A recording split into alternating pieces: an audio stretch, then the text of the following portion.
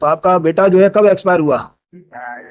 2000 कहने का मतलब हमारे 2 मकान थे। एक मकान मांगी रहने के लिए, तो मैं मकान दे दिया इसको रहने के लिए।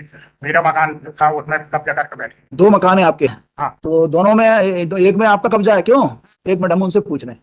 सर एक घर नहीं हूँ सर, मुझे वो भी नहीं दिया गया। मैं दिया गया, अभी तो रह रही हो ना आप? तो सर वो बड़े कोई मुश्किल निकाल रहा है कि आपको उसमें से? क्या कहना है आपका दूसरे मकान के बारे में? पति का जो मकान है वो पूरा देने को तैयार है आपको। अदरवाइज आपका तो हिस्सा है, सो है माता जी का भी हिस्सा होता है पति की संपत्ति में।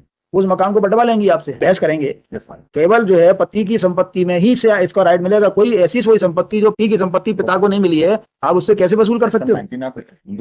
ये डॉटर फादर इन लॉ। किस नजरिए से हमने इनको कहा था आने के लिए, हमें याद नहीं है। सर मेंटेनेंस के लिए नहीं मतलब ऐसा इनको बुलाने का क्या आशय था? सर आपने ये था कि एक बार समझौता अगर हो जाता है तो वो करके देखिए, इसलिए आपने बोला था ये बोला। हाँ, कुछ है, गुंजाइश है। क्यों? हम लोगों से कोई मतलब ही नहीं रखते। हम क्या समझौता करें? तो आपका बेटा जो है कब एक्सपायर हुआ? 2018 31/11/2018 में वो एक्सपायर हुआ। क्या करता था वो? ऑटो चलाता था। ऑटो उसी के नाम का था क्या, ये किराए का चलाता था? नहीं, मैं खरीद कर दिया आपसे। खरीद कर दिया। आपने खरीद के दिया था? उसी के नाम में था कि आपके नाम में था? नाम तो उसका। कहाँ है ऑटो? अभी लोगों ने बेच रही है टैक्सी के हाथ में। अच्छा, ऑटो अब नहीं है। और क्या है? मकान भी कहने का मतलब हमारे 2 मकान थे। एक मकान मांगी रहने के लिए, तो मैं मकान दे दिया इसको रहने के लिए।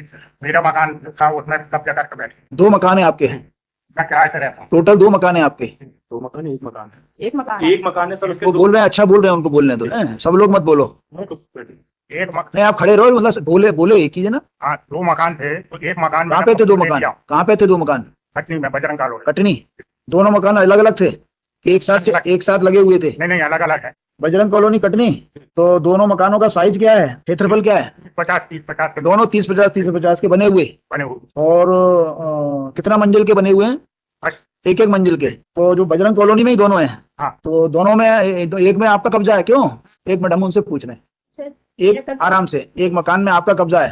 अच्छा, ये दोनों मकान किसके नाम के हैं? एक लड़के के नाम का है। तो लड़के के नाम का, मैंने लड़के का नाम क्या है? प्रकाश कुमार अमरवंशी। प्रकाश कुमार। तो एक मकान में आप रह रही हो, जो कोई कुछ नहीं दिया गया सर मेरे पास। देखो, आप बोलती रहोगी, आप केवल जो प्रश्न है उसका उत्तर दीजिए जी अदरवाइज जो इतने वकील बैठे हुए, हम किसी को भी भेज के दिखवा लेंगे कि आपका कब्जा है कि नहीं। जी बहुत बड़ा काम नहीं है ये, सत्य को सामने लाना। तो ये एक मकान जो है लड़के के नाम का था, और एक मकान आपके नाम का था। क्या नाम है दूसरा का नाम क्या है आपका? शांति। तो आपका किसी भी मकान पे कब्जा नहीं, आपका कहना ये है? सर मम्मी के नाम पर है। एक मिनट, आपसे क्या पूछा? आपका कोई किसी एक मकान पे कब्जा है या नहीं? रह रही रह भर नहीं हूँ सर, मुझे वो भी नहीं दिया गया। मैं दिया गया, अभी तो रह रही हो ना आप? तो सर वो बड़े कोई मुश्किल निकाल रहा है कि आपको उसमें से? नाबालिका में है सर। ये आपको क्या बोल रहा है? आपने कुछ समझाया नहीं इनको कि कोर्ट में सत्य बोलना चाहिए सत्य बोल रही या कम बोलना चाहिए? बोल रही हूँ, झूठ नहीं बोल रही सर। मेरे पति की एक मकान आपके कब्जे में है ना, अभी रह रही हो ना? सर नाबालिका में है मेरे पति के नाम। आप अपने उस मकान में रह रही हो ना? टूटा फूटा है सर। उसमें रह रही हो ना? जी रह रही हूँ। बस इतना बोलो अभी। जी। अच्छा, दूसरा मकान किस पे है? हमारी श्रीमती के नाम। नहीं, आपके नाम में है, लेकिन वो भी इनके पास ही है। हाँ, वो भी इन्हीं के कब्जे में है। उसके बारे में क्या कहना है आपका दूसरे मकान के बारे में? पति का जो मकान है वो पूरा देने को तैयार है आपको। अदरवाइज आपका तो हिस्सा है, सो है माता जी का भी हिस्सा होता है पति की संपत्ति में। उस मकान को बंटवा लेंगी आपसे, खड़ी रह जाओगी एक तरफ आप, और कानूनन कुछ मिलना नहीं है आप। अभी यदि ये मकान आपको पूरा मिल जाता है तो राजीनामे का जो है इस तरह का आपका फाइनल कर देंगे और एक मकान की मालिक हो जाओगी आप। अदरवाइज कानूनन उस मकान में भी इनका हिस्सा है, और जो पति की प्रॉपर्टी नहीं है उसमें आपका कोई हिस्सा नहीं है आज के कानून के हिसाब से। बाद में कोई सरकार आपके पक्ष में अलग से कानून ले आए तो उसका पता नहीं। आपको कुछ समझ में आया वकील साहब? इसमें इंटरिम मेंटेनेंस मेरी बात समझिए आप, इंटरिम मेंटेनेंस छोड़िए, ये जो ऑर्डर है गलत है, प्राइमा फेसी। अभी आप बहस करेंगे। केवल जो है पति की संपत्ति में ही से इसका राइट मिलेगा। कोई ऐसी कोई संपत्ति जो पति की संपत्ति पिता को नहीं मिली है, आप उससे कैसे वसूल कर सकते हो? एक भी जजमेंट नहीं बता पाओगे, उसको देख लिया हमने कि उसी में लिखा हुआ है, सेक्शन 19 में लिखा। पढ़िए 19 क्या बताइए, सेक्शन 19 की लैंग्वेज अच्छे से समझ लीजिए। वो लैंग्वेज ऐसी नहीं है कि आप जो है पति के मरने के बाद अपने सास ससुर को बर्बाद कर सकते हो। पढ़िए। Maintenance of your daughter in law. हाँ, A Hindu wife, whether married before or after the commencement of the sex, shall be entitled to be maintained after the death of her husband by her other in-law. ठीक है। Provided and to the extent that she is unable to maintain herself out of her own earnings or other property, or where she has no property of her own, is unable to obtain maintenance. आगे बढ़िए। Number A, from the estate of her husband or her father or mother, or B, from her husband और her father माने उसके जो भी father और mother होंगी। आप ये कह रही है ना, तो वो देने को तैयार है। एक मकान 30 बाई 50 केवल एक मकान में रह रही हैं, तो क्या करे, रहने के साथ खाने पीने का वही पूरा नहीं दे रहा सर। अब आप नहीं पूरा देंगे। बोल तो रही है पूरा देंगे। 30-50 का भी पूरा नहीं दे रहे सर, जो मेरे पति के नाम पे है आधा वो 30 बाई 30 30 बाई 50 का पूरा देंगे ना, कह तो रहे हैं। बोल तो रहे, अभी आधा बोल रही हूँ, हम आधा देंगे, आधा नहीं, पूरा पूरा मिलेगा आपको। आप पूरा कौन सा वाला लेना है? जहाँ हम रह रहे हैं वही वाला पूरा। 30 बाई 50 का पूरा मिलेगा आपको। बोल दिया, मेरा लड़का का है। लड़के वाला पूरा मिलेगा आपको, उसमें गड़बड़ी नहीं कर सकते। इस पर विचार कर लीजिए वकील साहब, इसको बड़ा अर्जेंट कर देते हैं अभी 1-2 दिन के लिए। अदरवाइज वो यदि ये इसमें क्या ऑर्डर लगाया हुआ माय लॉर्ड? देखिए इसमें क्या ऑर्डर होगा मुझे नहीं मालूम, लेकिन 30 बाई 50 का एक मकान मिल जाएगा, इसके भी काम आएगा, इसके बच्चों के भी काम आएगा, और free from this honour court has decided a decision. मतलब आप मकान लेना नहीं चाहते क्या? काम तो चाहता हूं माय लॉर्ड। मकान चाहते हो तो फिर वो मेंटेनेंस के संबंध में लॉ आपके फेवर में नहीं है। मेंटेनेंस के संबंध में माय लॉर्ड, आप उसकी वो जो कमा रहा है उससे आप थोड़ी पैसे ले सकते हो। even my lord, one court has said, my lord, that widow means the word widow would include the minor and children who are staying with their mother. भाई मोरली वो देना चाहेंगे सो दें, लेकिन आप उनको वो थोड़ी कर सकते हो, फोर्स थोड़ी कर सकते There is judgment in this regard. क्या? ये morally, मैं पढ़ दूं? हो। बताइए कौन सा जजमेंट है? Para 6. कि after death of her husband इनको उसको जो है सब कुछ करना ही पड़ेगा। Para 6 में 4, 5 and 6 भी my lord, लेकिन the right of Hindu widow to claim maintenance was there even कौन सा before. पैरा पढ़ रहे हैं Para 6. The moral obligation of the father-in-law to maintain the widow daughter-in-law also exists. भैया? इसके अंदर लिखा हुआ है वो को पार्टनर का कोई किसी को चैन से जीने ही नहीं देगा। ऐसा नहीं, आपको आप बोलने की जरूरत नहीं है आपको।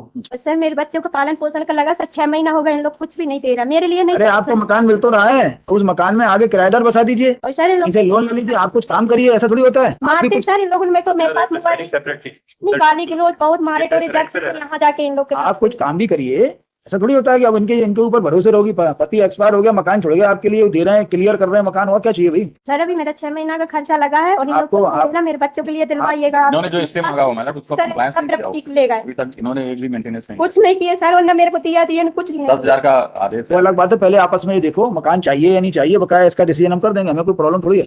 वो तो इनके इंटरेस्ट में ये इनको बुलाया था कि अल्टीमेटली क्या हो सकता है, और बकाया कुछ इनके बच्चों के लिए क्या मन में इच्छा है वो कर दीजिए, क्योंकि आपके नाती पोते हैं। आपका बेटा एक ही था और भी है? एक बेटा है, कितने बच्चे हैं आपके? 2, एक बेटा एक बेटी। वो भी है। जो उनकी मदद कर सकते हो वो करो, कोई बुराई नहीं है, उस पर भी विचार कर लें, जो आपकी इच्छा से, जो आपकी। सर मेरे बच्चे आए हैं, बच्चों से पूछ लीजिए। अरे जब अभी क्या आप लोगों बच्चों से पूछिए सर, मैं झूठ बोल रही हूँ। अभी आप लोगों के संबंध में तनाव है, जिस दिन तनाव खत्म हो जाएगा तो ये समस्या खत्म हो जाएगी, फिर ये जो अपनी गोदी में बैठा के खिलाया करेंगे, वो कह तो रहे हैं लड़कियों के नाम पर पूरी प्रॉपर्टी कर देंगे, कुछ नहीं बचेगा तो क्या मिलेगा मेरे लड़के को? सागरदार है, खेत भी बैठे हैं, इनके पास बहुत सारा है, बहुत सारा है सर, मैं बोल रही हूँ, मेरे बच्चे हैं। आप अपना देखो, दूसरों की तरफ मत। एक मकान बहुत होता है 30 बाई 50 का, कई लोगों के पास नहीं है एक मकान। मेरी लड़की विधवा है, ठीक है, आप लोग ध्यान रखिए, कानून से जो इनको मिल सकता है देख लीजिए। कौन सी तारीख लगा दें? नेक्स्ट वीक कर दे। As jointly period list in the week commencing from 4 लगा दें, 4 या तारीख लगा दें 4। As jointly period list on 5 copy है, आप लोग बता देना, नहीं लगे तो है ना, राजीनामा करो और इसमें मकान दो इनको क्लियर कट। मकान में कोई है डिफेंड बर्ड्स नहीं होगा। बच्चों के लिए अगर कुछ देना बकाया आप जरा दादाजी सोचिए जरा बच्चों के बारे में, है ना, कुछ महीने का फिक्स कर देना, जो भी आपको अच्छा लगे। कोर्ट का हम कोर्ट का ऑर्डर खत्म कर देंगे। आप अपने मन से चूंकि आप पेंशनर हो, और आपको करना क्या है, 2 जो है मियाँ बीवी हो आप। अरे आपकी बच्चियां हैं, वो भी तो उनके हाथ पैर हैं, करेंगी वो कुछ। थोड़ा बहुत कुछ देते रहना अभी ना, थोड़ा बहुत देते रहे, कभी नहीं, थोड़ा बहुत विचार कर लेना है। दे देंगे सर, बैठ हो गया, बोलते हम हो गया 50 रुपए, आप बता दीजिए क्या करते हैं, बच्चे खड़े हैं। आप बात करना, थोड़ा विचार करो। दादा आपको तो देना ही है, बाद में देना, अभी दे देना, क्या फर्क पड़ेगा? हम समझ रहे हैं, हम भी समझ रहे हैं। कोई बात नहीं है ना, फिर भी देखो, फिर भी आपको उसी तरफ झुकना पड़ेगा, आपका पोता है। ठीक है 4-5 तारीख को आइए।